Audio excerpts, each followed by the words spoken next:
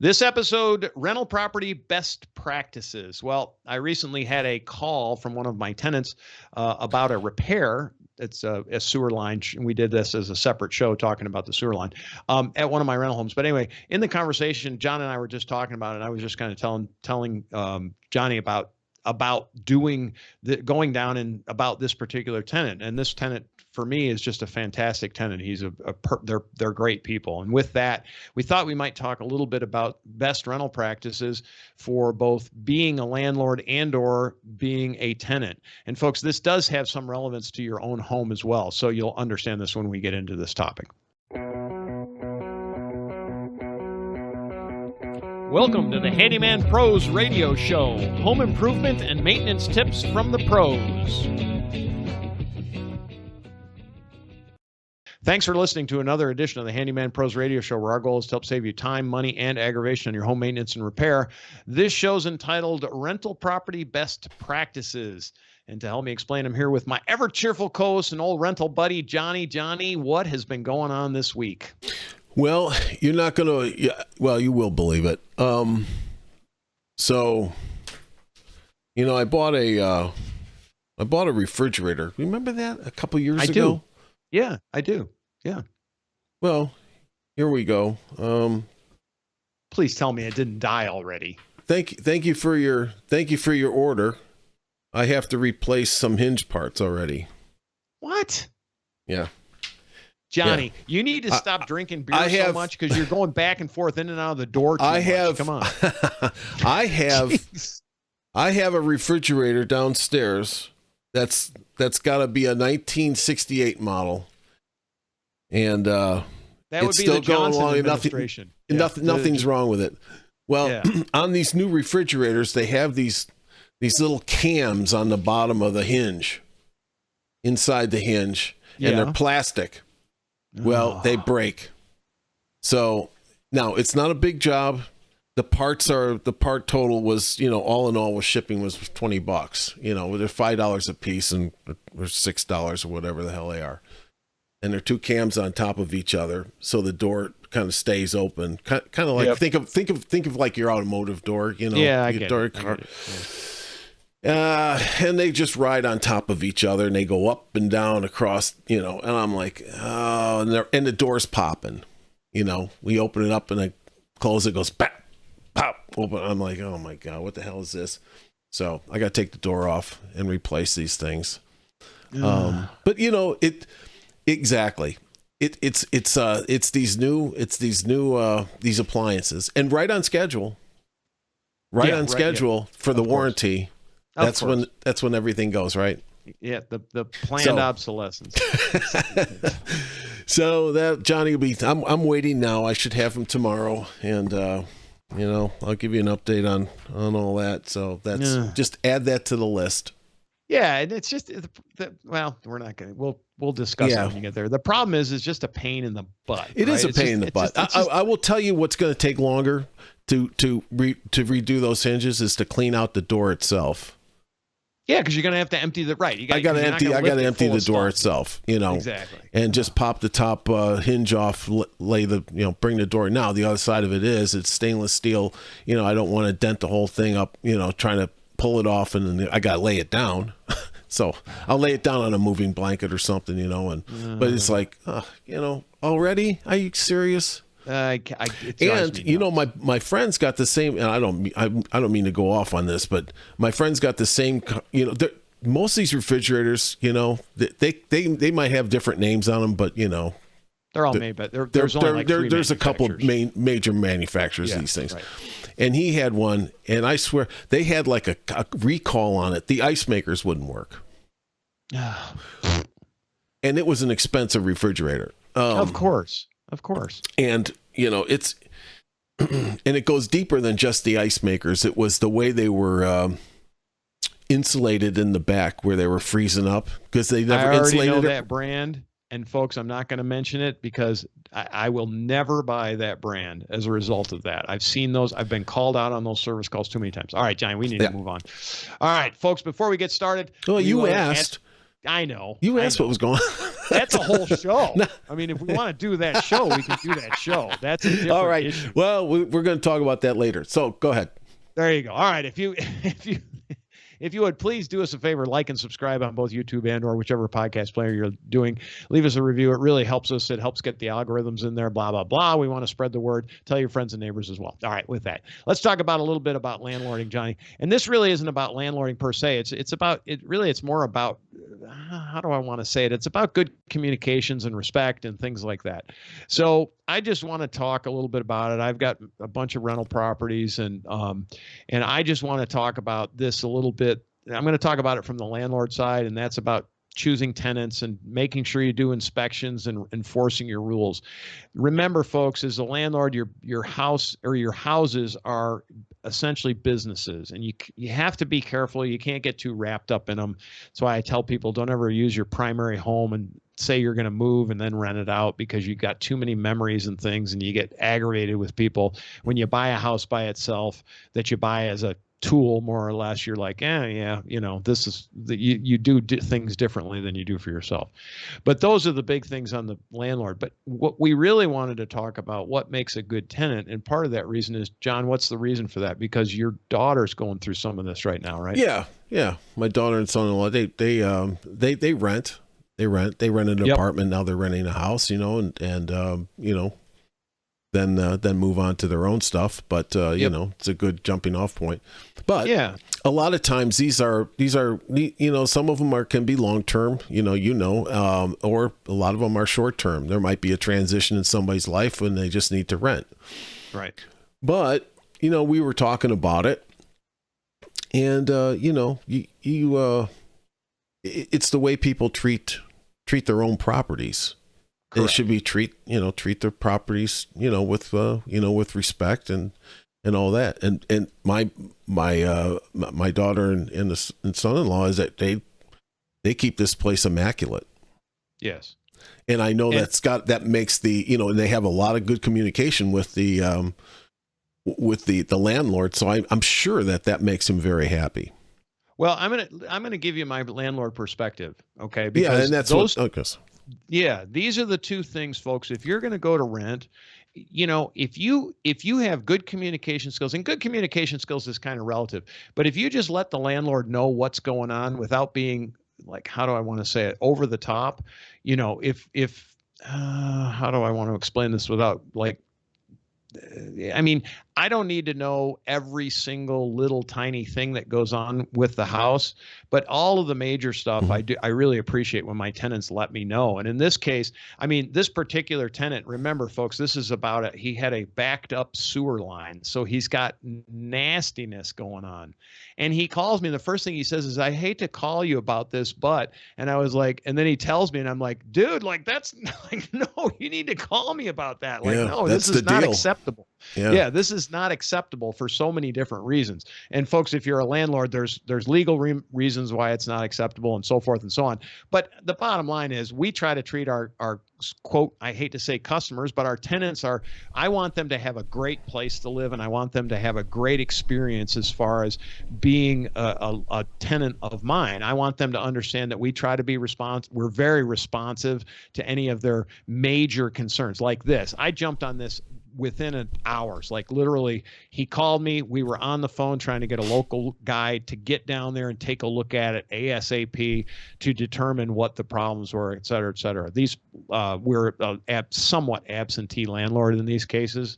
They're a couple of hours away, so it's sometimes tough for me to break away to go down and take a look, which normally I do, actually. And something like this, I normally would have gone, but I called up a local guy just to get it looked at straight away, because sometimes it's just very simple. Anyway, we did a whole show on that. You can go listen to that show.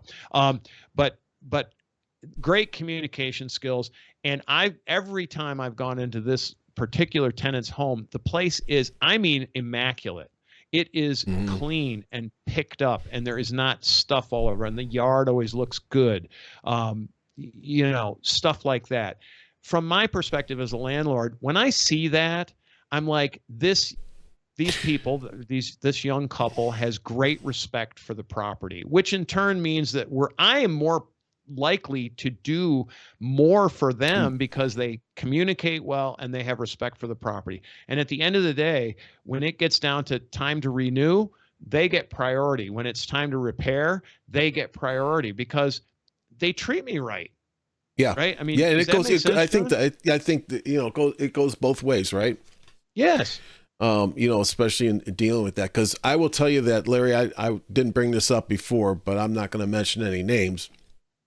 But you and I had worked on a house, a rental house, if you remember that. Yes. Where you couldn't even walk through the bedroom. Oh yeah. No, I understand. And it was a disaster. Yes. So, boy, you got to pick your tenants well. Yeah, and there's all kinds of ways to pick tenants. So you can talk about that, but we're not gonna go into that. Yeah, we're not gonna go into that. But I would say, when I was renting an apartment when I was younger, I kept that place up immaculate. I did everything there myself, and I just, I didn't want anything to get out of hand, and we always kept that place clean. It goes back to, have some self-respect, right? I mean, people should, man, if you don't live in a clean place, I mean, what are you doing here? I mean, what's going on there? And cleanliness is I'm going to say it's relative, and everybody has a bad day or a bad week and they just don't get to it. And I get that part, but I'm talking about overall, the place is always in really good shape, and it's just those kinds of things that to me, it really matters, it really, really matters. And it just gives me the impression, and we had talked about this, John, we were kind of in our conversation about this particular topic. We were talking about, if you're a handyman as well, have respect for the people whose homes you're working on, right? It's the same thing. Have respect for yourself, have respect for their homes, clean up after yourself, try not to leave a mess for them, that kind of thing. It all plays. This is just kind of a general life lesson. I hate to say that, but have respect for it.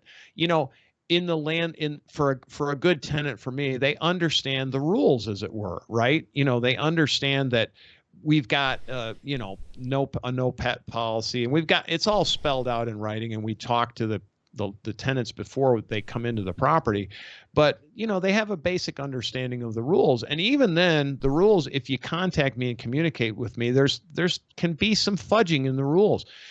People always think, it's all about paying on time. No, it's really not. That's a criteria, but it's not the only criteria for us. I want somebody, they need to pay on time. I mean, honestly, but I've had instances where people have called me.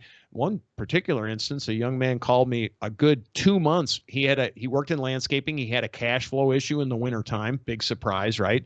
Because it slows up for him. Calls me a couple of months in advance and says, hey, I don't know if I'm going to be able to make the January payment on time. This is in November.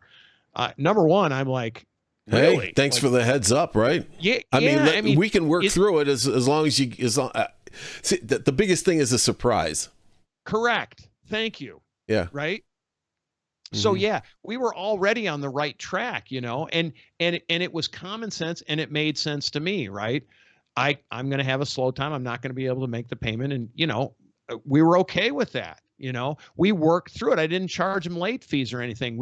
I didn't even buy. In fact, actually, it's funny, Johnny, he ended up paying on time, and he comes to me with the check. This was before we did electronic. Conscientious, right? Yeah. Conscientious. He comes to me with a check, and I looked at him. I said, well, I thought you weren't going to be able to pay on time. He said, no, I had a good month. I said, all right, let's do it. I said, are you going to have problems next month? He goes, I don't think so. I was like, all right, cool. But hey, thanks for giving me the heads up, man.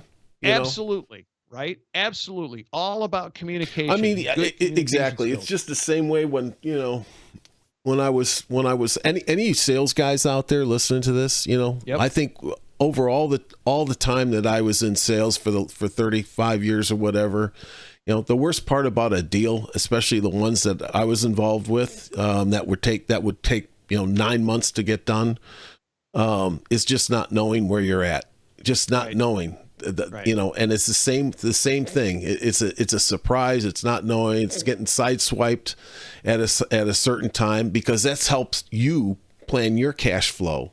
Correct.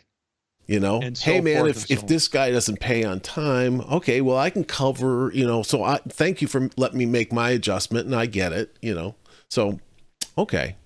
Yeah, so that's all of that.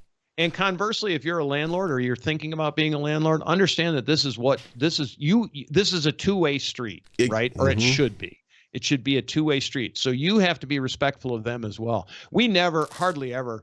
The only thing I do where I don't inform the tenants of what's going on in the properties is I do drive-bys. Like literally, I drive by the properties just to see. And because it's amazing how much you can tell just by driving by, right? If the yard is full of, I don't know, if the grass is 2.5 feet tall, I know I've got an issue. If there's a million, if they have children and the bicycles are just thrown in the yard and out in the street, I've got an issue. These are just little things, but they're all indications. It's an indication. It's an indication. And at that point, it requires further investigation. And so, and knock on wood, we've been very fortunate in our vetting processes to date that we haven't had that happen too much, but it has happened. I'm not going to lie. So anyway, it's not all about just paying on time. It's really not. So John, is there anything else that we need to cover on this one? I mean, No, I think it's just good tips for all, folks, and you probably, anybody who's listening to this podcast, I'm sure is very conscientious and, all that kind of stuff. But if you are renting, these are considerations. And I will say just to keep an open communication with the landlord, I mean, if they're nice, if guys are nice to each other, I mean, man, that goes a long way. It goes a long way. I mean, everybody sleeps at night. I mean, so that's the thing, I know that the landlord in this particular case with my daughter and son-in-law, that they're, he always is, hey, how's it going? Is everything okay? Yep. And we talk about this all the time, is that communication now is so easy to do. It doesn't take much more than just, hey, send me an email, send me a text, whatever, and say, everything okay? Great. Have a great holiday season. Boom. Yeah. It's a two-way street. We try to have good communications, and it just is what it is. Johnny, unlike at least the last time for me, when the spaceship came above me, they didn't give me a choice. They just zapped me up through the beam, and then I kind of had a blackout, and I don't remember what happened. But well, next time you better pay your rent. You're not going to be. You won't be walking again for a week.